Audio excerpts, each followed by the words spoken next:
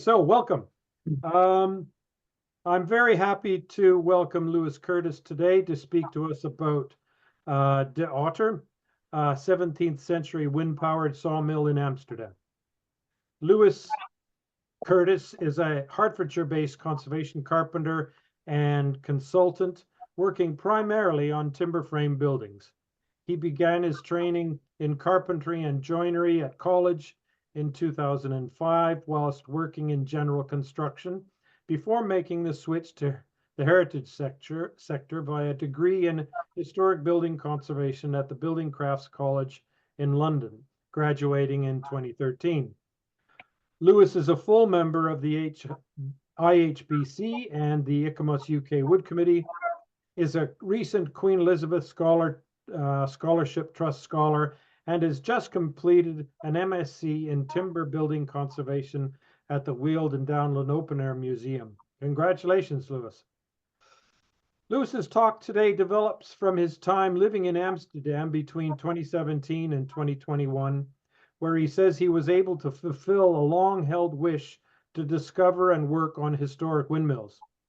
In this presentation, Lewis will be talking about Paltrokmolens, I hope I pronounced that right, the early wind-powered sawmills of the Netherlands, with a particular emphasis on de Otter in Amsterdam. Over 4 years, Lewis spent a great deal of time learning about and repairing de Otter, and his talk today will show how the mill is a fascinating building and an incredibly rare survivor with a turbulent past, both distant and recent. Welcome, Lewis. Over to you. Please share your screen. Okay.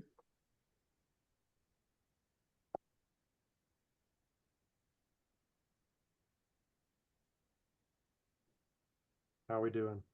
Yeah, great. I don't know why it's not working. It worked a second ago. Yeah. Oh no.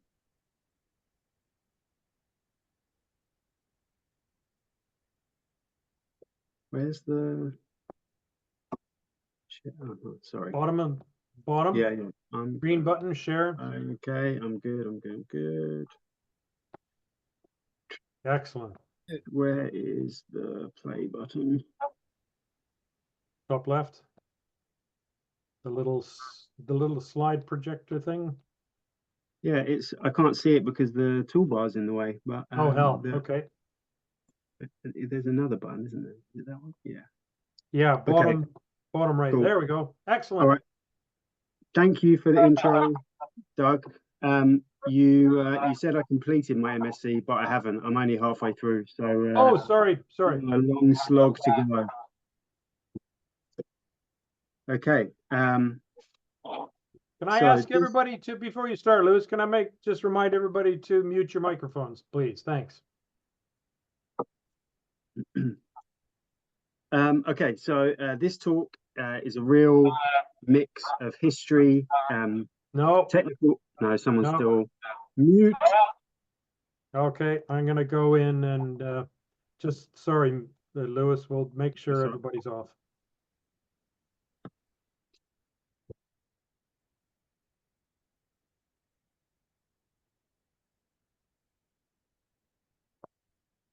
Nope, a few more.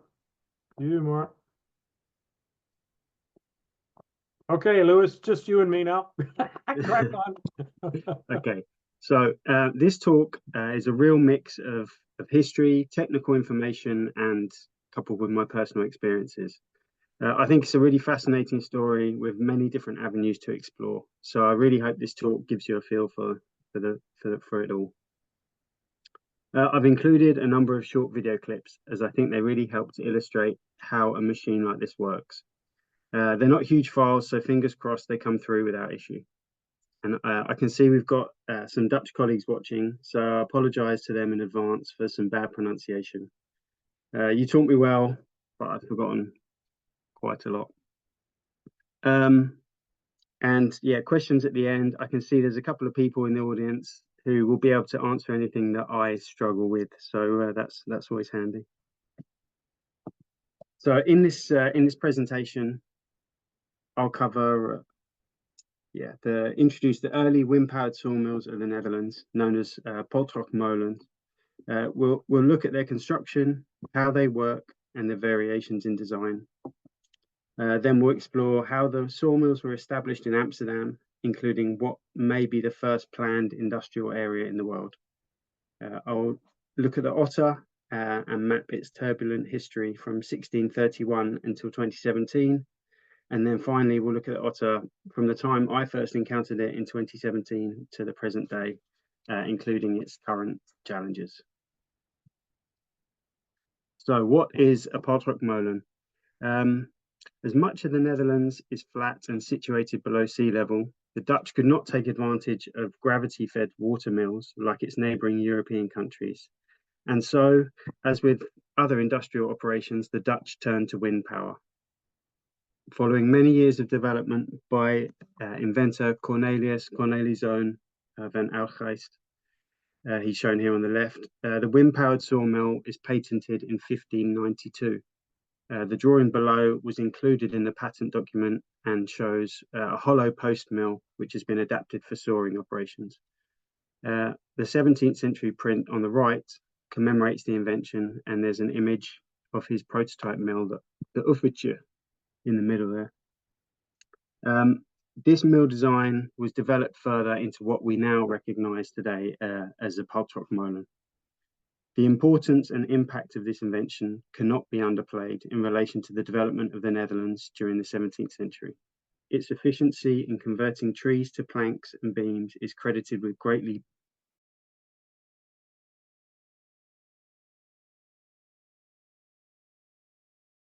majority of Paltrokmolens were built in the area now known as the modern day provinces of North Holland and South Holland, with a particular concentration in Amsterdam and the area just to the north, the Zaan region.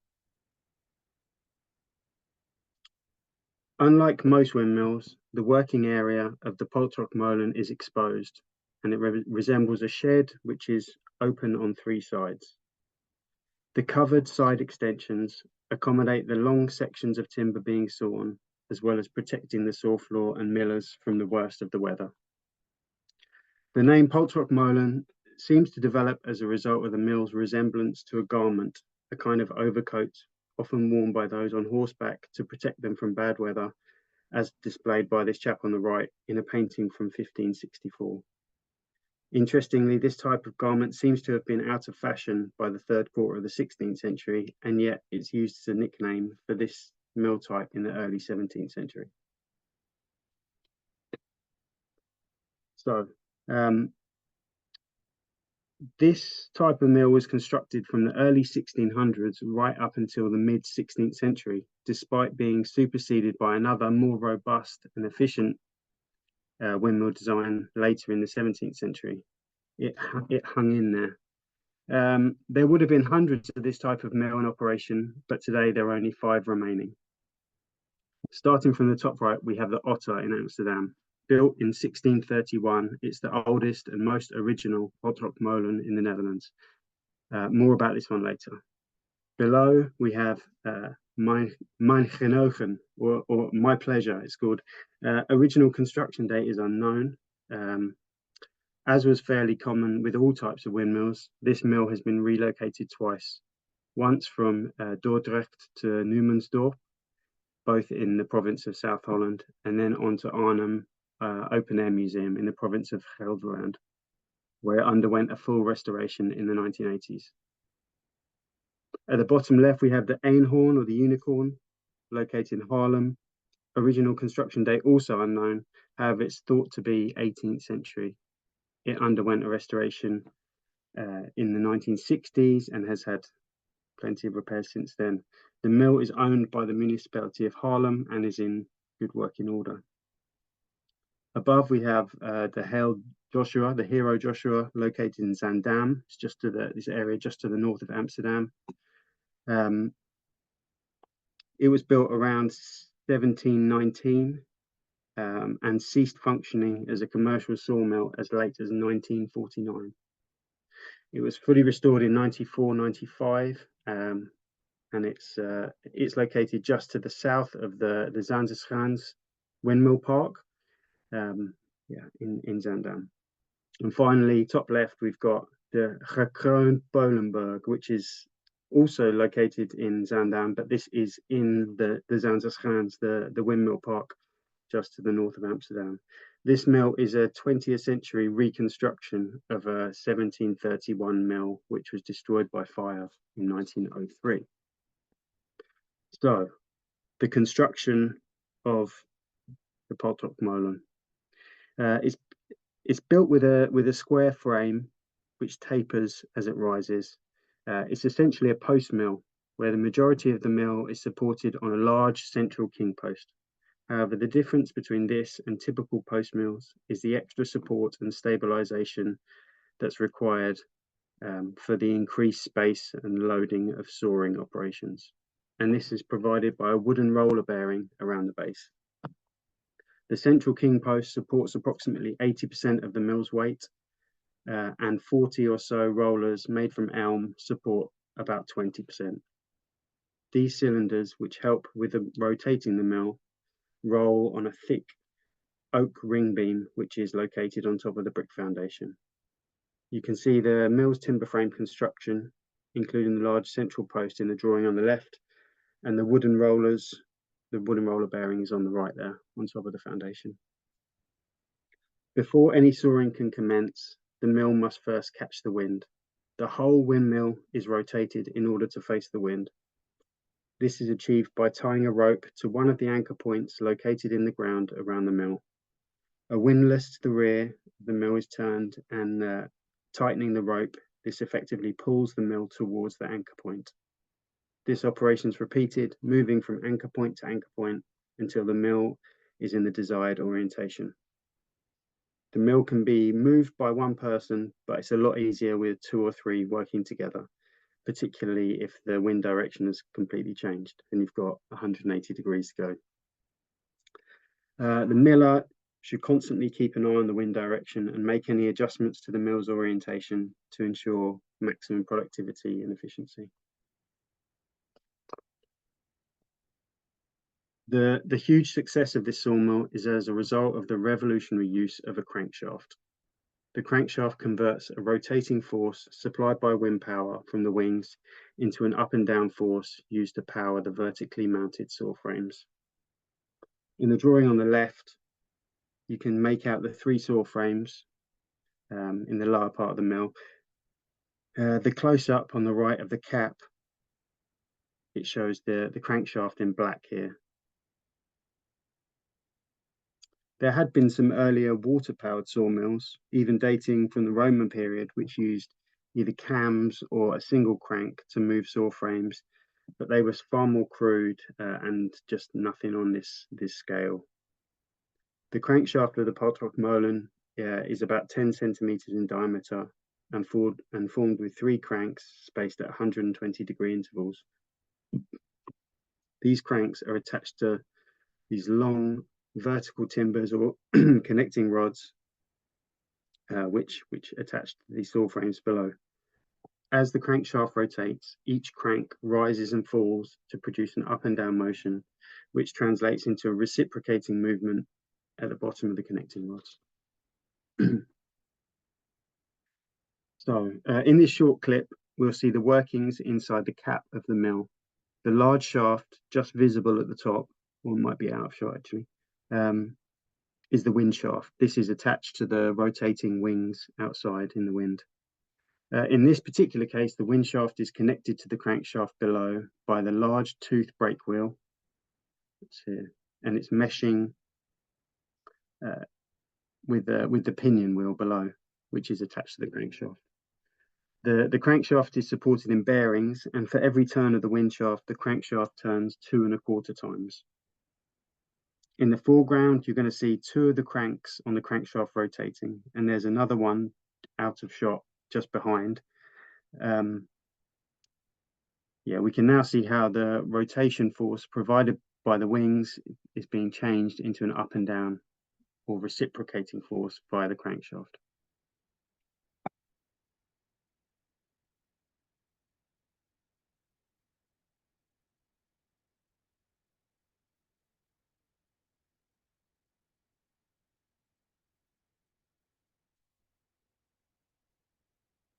Nope. Okay. Timber to be sawn can be processed in a number of ways depending on saw arrangement within each of the saw frames, but it's always ripped longitudinally with cutting taking place on the downstroke. It's been estimated that this wind-powered conversion was approximately 30 times faster than 2 men sawing by hand over trestles. Paltrokmolen came in 2 main varieties. The standard type was a mill with 3 saw frames. These mills would be built in differing sizes depending on the funds available and the desired output. And typically they converted logs into beams and boards. A smaller type of Paltrokmolen, known as the Wagenschootzager or a wainscot mill, as shown in this beautiful drawing, was a more precise mill, solely for the production of quarter-sawn boards for joinery work. These utilised 2 wide saw frames with a 3rd weighted pump frame, which kept the crankshaft rotation in balance. The timber passed through the saw frames on a series of rollers. Sadly, no Wagenschoot mills survive. In this close-up of the previous drawing, we can see 2 saw frames. Passing through the left saw frame, we see a log which has already been cut in half longitudinally, then rotated, and is now being passed through the saw frame again to produce quartered sections. In the saw frame to the right, we see 4 sections of quartered timber being sawn into planks. The timber will pass through the saw frame, taking 1 plank from each timber. Each quartered piece is then rotated 45 degrees and passed through again.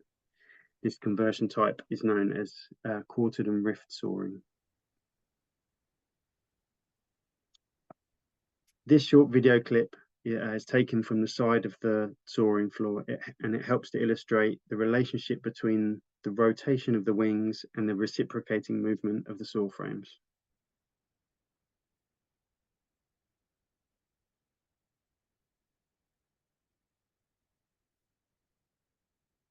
Not a particularly windy day moment.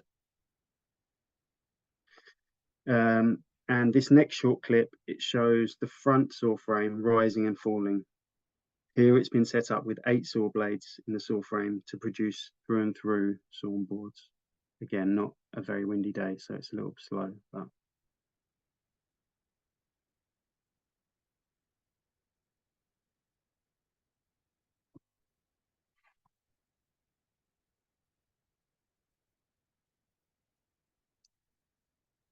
I don't know much about this photo.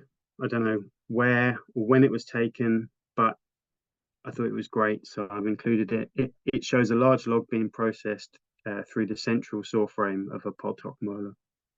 I've had a count, and I think there are 19 saw blades in there.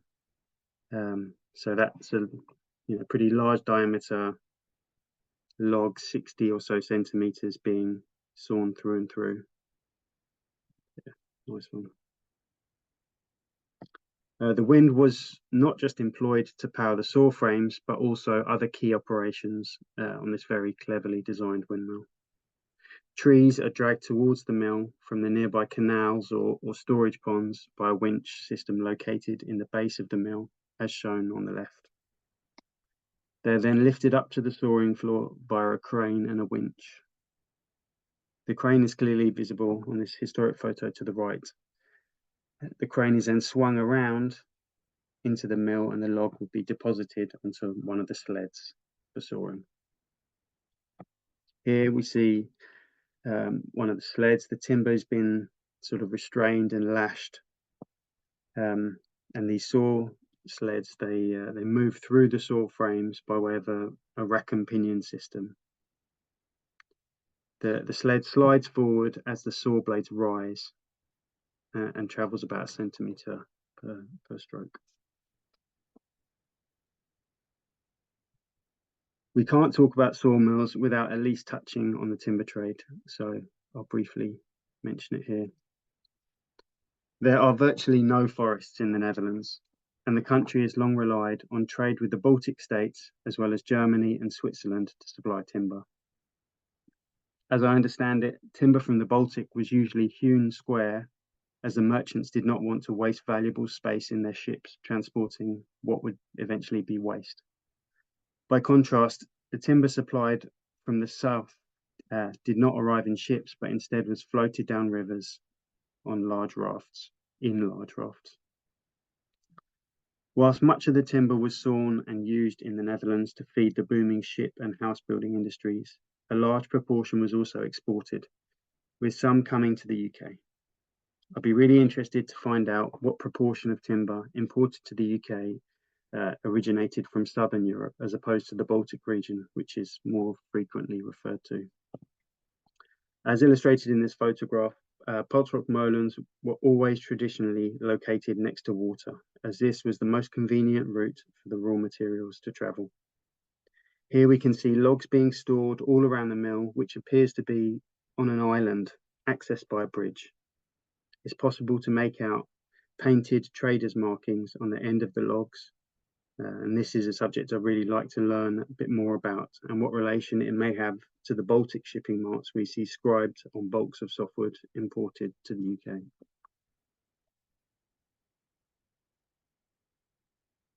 This coloured copper engraving from 1796 shows a raft of timber on its way to the town of Dordrecht, south of Amsterdam. It's come from Germany, floating down the River Rhine. The scale is staggering. Are you ready? It's described as 300 meters long, 45 meters wide, and 1.5 meters deep, with a crew of more than 500 people, all living, eating, sleeping on the raft. Here you can see the raft is being steered around a left-hand bend by a line of men with paddles at the rear. I struggle to appreciate the scale of this, and I've looked at it a lot of times. This type of timber raft traveling on the Rhine peaked in the 18th century and then decreased, and it was finally banned in the 1960s.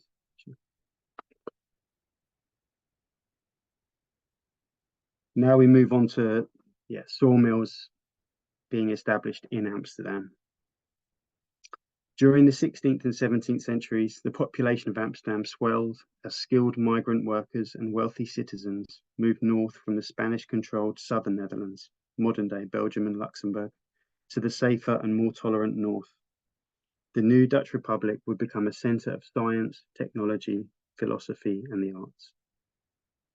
The map on the left from 1544 and the map on the right is from 1625. And it shows in just 75 years, the city has more than doubled in size. And the source of its prosperity is well illustrated by a harbour packed with ships. This tiny country, with the port of Amsterdam at its centre, became the most prosperous in Europe and dominated world trade. The Netherlands was ahead of its time in ship design and had the largest merchant fleet in the world with over 2,000 ships. The Netherlands was trading in all corners of the globe. However, its most important trading partners were those in the Baltic, where it bought grain, iron, tar, hides, fur, and importantly for us, timber. In Amsterdam, prior to 1627, timber was mostly hand converted by trestle sawing. However, some timber sawn by Paltrokmolens in the Zaanstreek area just to the north of Amsterdam was being brought in starting in the late 16th century.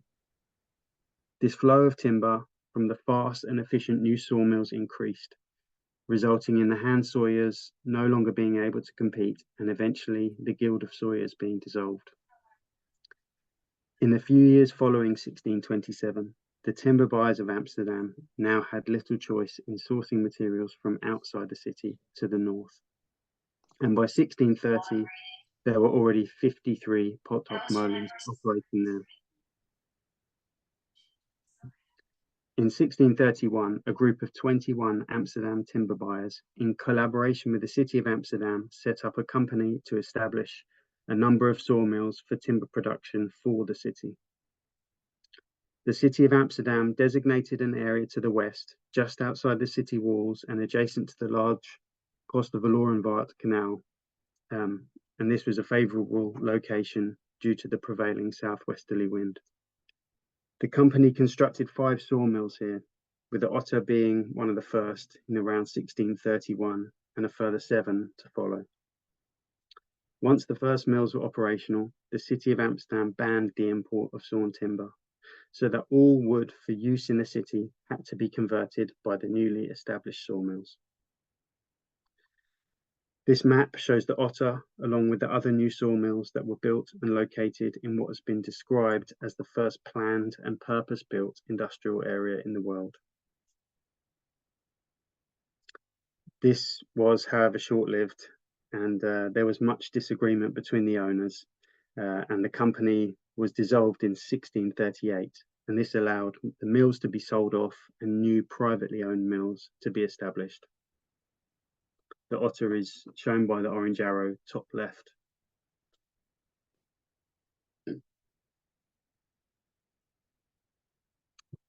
By the end of the 18th century, Amsterdam had more than 80 sawmills, with hundreds more in the region. This panorama from 1880, painted from inside the city walls, looking out to the west, shows just how much the industrial area had grown. The Otter is shown as the ninth windmill from the left. I'll pause just for a minute so you can have a good look. There's also now other types of mills. It's not just sawmills, there's flour mills and other things as well.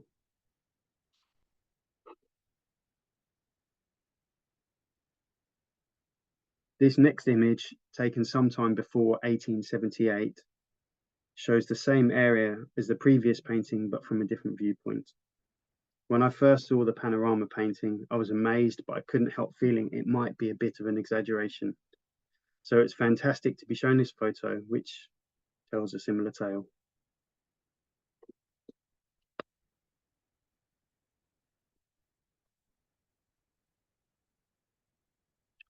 We don't know a huge amount about the Otter or its situation pre-19th century, but from 1817, the Otter, along with 3 further Paltrokmolens, were owned by a timber merchant, Geert van der Bij, as shown in his advertising card on the left. By the late 19th or early 20th century, the Otter was no longer a working sawmill. However, it was kept in good condition by the owners. The yard, however, the timber yard, was still very productive, with lots of timber being stored in the drying sheds, having been cut by the larger Leipard Paltrokmolen located just behind the Otter. It's shown in the image on the right, and you can see the drying sheds next to the water there. The decline of the wind-powered sawmills of Amsterdam began in the early 19th century, and in the 1850s and 60s, steam power began to be employed. As with many other windmills carrying out a variety of industrial tasks, the advent of steam and finally electric power left many of the mills without a use. The unpredictable nature of wind was no match for energy that could be controlled with a flick of a switch.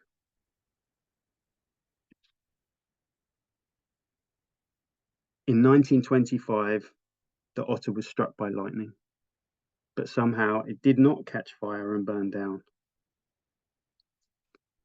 Following an inspection, it was found the wooden wind shaft had been badly burned and was cracked, and so in 1926 the wings were removed. Continued maintenance by the timber yard owners kept the worst of the weather out. This photo from 1933 shows the Otter on the left with the wings removed. An advertising sign for the Van der Bij timber merchant is attached to its cap. You'll notice that the mill behind the Otter from the previous photo has gone. And in fact, by the time this photo was taken, all of the windmills shown in that earlier panorama painting have been demolished except for the Otter.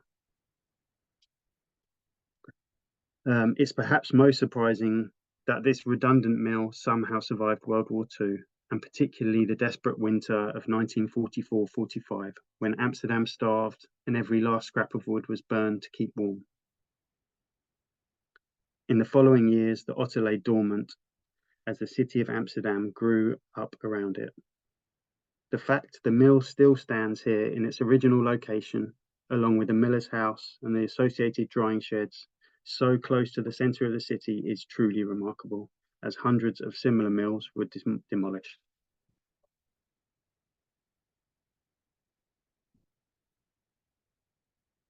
By 1977, the Otter was in poor condition, but its remarkable survival was finally recognised, and the mill was given protection as a listed monument of national importance.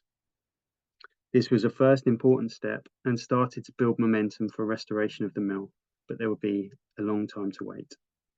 The photo on the left shows the mill in 1974 prior to restoration. The photos to the right are from 1982 and show the Otter in the timber merchant's yard with the drying sheds full.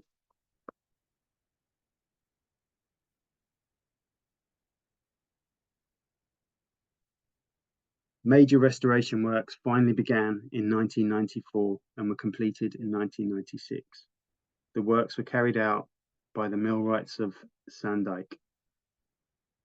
The photo to the left shows the capless body of the mill having been removed from the foundation for repairs.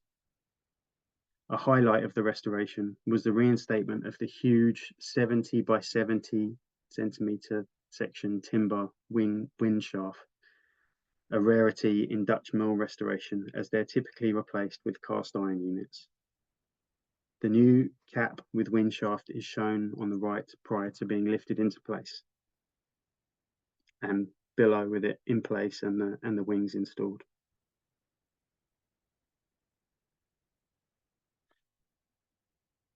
Here we see the left-hand photo showing the Otter on its opening day after its 2-year restoration. To the right, we see it with a stack of logs ready for processing. Following restoration, the mill was regularly turning and cutting timber again for the first time in almost a century. In the years following the restoration, the main threat to the Otter, that's my son, sorry. The Otter comes from the construction of large housing developments close to the mill. In the early 2000s, large apartment blocks were constructed, partially blocking and disrupting the Otter's already restricted wind. These developments were located to the west and southwest, which is the prevailing wind direction and the last area of relatively unrestricted wind. These developments limited the wind and also led to a more inconsistent and turbulent wind, reducing the Otter's ability to turn and soar. The photo to the left shows an 8-story apartment block being built in 2002, just with the windmill to the left there. The image to the right is today. You can see that apartment block's on the right and the Otter on the other side of the water. At this time, the miller and the owner were increasingly frustrated by the new apartment blocks and the effect it was having on the Otter. The mill stopped being used and the owner came up with a plan to move the windmill. There had been talk of a windmill park similar to that at Zaanstrecht being created in Uitgeest, which is 25 kilometers from Amsterdam, and they were interested in having a sawmill. The owners decided that it would be an appropriate new location for the mill, as this was the hometown of the inventor of the Paltrokmolen. The owners felt it was better to have an operational mill with free access to the wind in a new location, rather than a mill that struggled to run and soar in its original location. There was much local resistance to the moving of the mill, and the case spent many years going through the courts until the country's highest administrative court finally ruled that the mill could not be moved. However, from the mid-2000s until 2017, the mill was barely used.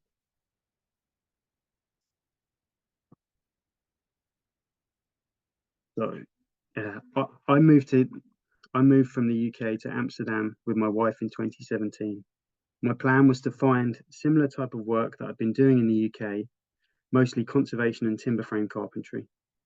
I had had an interest in wind and water mills for a long time, so this seemed like the perfect opportunity to experience some typically Dutch buildings and hopefully contribute towards interesting and fulfilling projects. I've been in touch with some of the well-known millwright firms, but nothing had really materialised. And in the meantime, I'd started repairs on a fantastic timber frame farmhouse just to the north of Amsterdam. And I was also continuing with some jobs back in the UK when time allowed.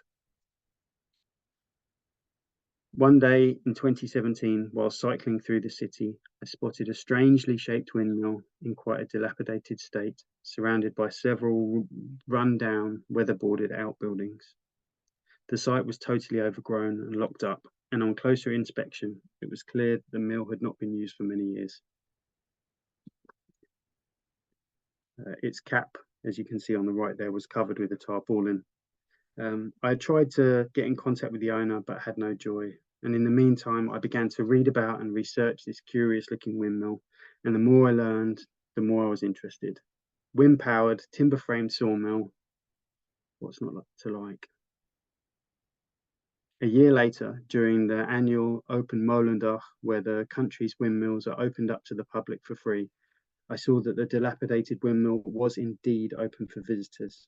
I got chatting with a guy who sort of seemed to be in charge and mentioned my background and that I'd be really interested in helping out. Weald was one of a group of millers and volunteers who'd recently started recommissioning the mill and was keen on bringing in more skilled help.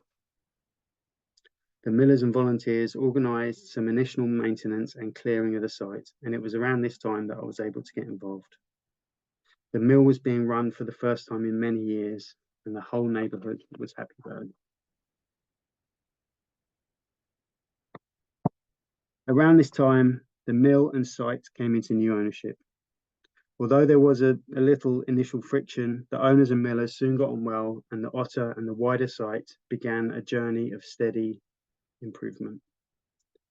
Maintenance and repairs were long overdue, and we began by replacing defective weatherboarding and carrying out redecoration, particularly to the top of the cap with it has almost horizontal weatherboarding, so it's very susceptible to weather. For almost 4 years, I came to the mill every day for 1 day a week, every week for 1 day to help out, carry out repairs and learn what I could about sawmills and windmills in general. I built strong friendships with the volunteers and millers and thoroughly enjoyed contributing to what was by then a growing community project. This is what it was like when I first saw it turning.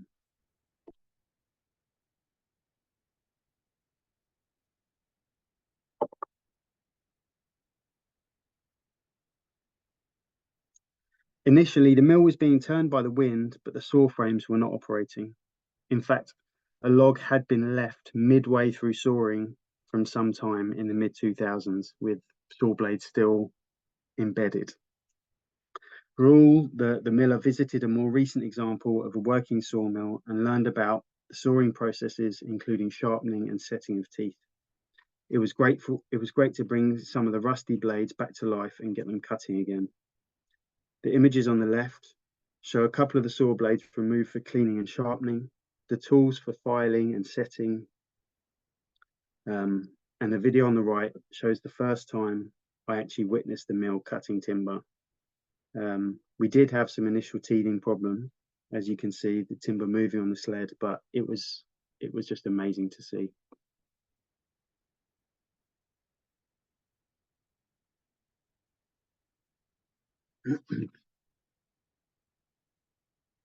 Whilst the maintenance and running of the mill was gathering pace, the new owner was keen to get started repairing and redeveloping some of the buildings on the site. The first major job was to dismantle 2 of the large timber drying sheds, which were in a perilous state. The quayside was sinking, and the timber structures had all suffered significant decay. The cross frames were all labelled up and dismantled and stored. Once the drying sheds were safely out the way, the Amsterdam municipality repaired the quayside and established new foundation slabs for the sheds. The pond used to store logs prior to sawing was also improved. Whilst the works to the drying sheds were ongoing, a number of other projects took place. The crane, which lifts trees from the ground level up to the sawing floor, was heavily decayed and unsafe for use. This meant it was not possible to process any timber, and so it was decided to replace the crane, a project which I undertook. Unfortunately, it was not possible to save any timber parts from the existing crane, as the decay had caused too much damage and the logs due to be lifted were extremely heavy. These images give you an idea of the decay.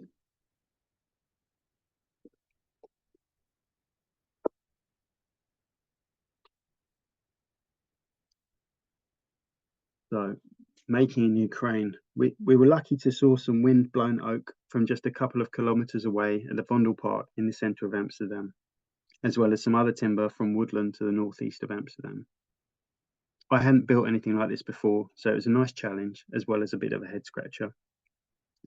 It was also good to be working with oak again, as much of the timber frame repair jobs I'd been working on since arriving in Amsterdam were of softwood frames.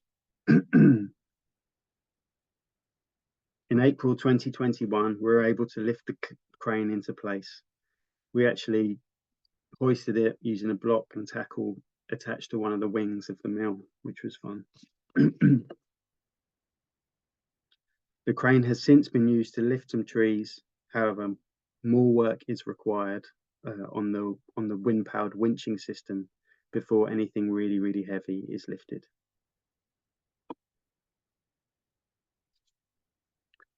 In the autumn of 2021, the Otter was shortlisted for the National Molen Prize. In October 21, following a period of intense community engagement, the Otter received the most votes and won the Molen Prize of €75,000. This prize is a yearly giveaway by the lottery to provide funds for mills in need. This prize fund is going towards the restoration of the drying sheds. In the meantime, the timber structures of the drying sheds were being repaired. This work was carried out by the same millwrights who restored the mill back in the 90s. By this time, I'd moved back to the UK, but visited the Otter whenever I had the chance.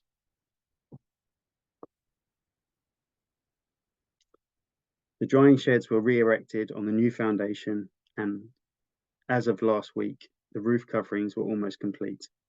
The plan for the two sheds is to use them as a museum for the mill, as well as a small event and function space. You might have thought that with its new owners, band of willing volunteers, and economic injection to the site, that the turbulent times were behind it and the mill's future was safe. However, there was another threat just around the corner. This new threat comes in the form of a huge new development, just 110 metres to the west, which would partially block the wind from the last relatively free direction. The new development is on the former Amsterdam Food Centre site, and 1,700 homes are proposed in buildings from 6 to 12 floors. The Otter's not shown in this image, but it's just at the bottom here below this red bridge. The building here to the right is the one we saw in the photo earlier, constructed in 2002. This large building is from later in the 2000s, and between these points, that was the last area of free wind. And this whole block is being developed into 1,700 homes. A real worry. In the Netherlands, there are some regulations which aim to protect the biotope, or the local wind environment of the mills, from nearby developments. This is based on a calculation which aims to predict the impact of developments on the wind available. Whilst progress is being made in this area, the regulations lack the strength to force changes within the planning system. Independent research has shown that up to 40% of the wind may be lost as a result of this development, which would be a disaster for the Otter, which would struggle to soar again.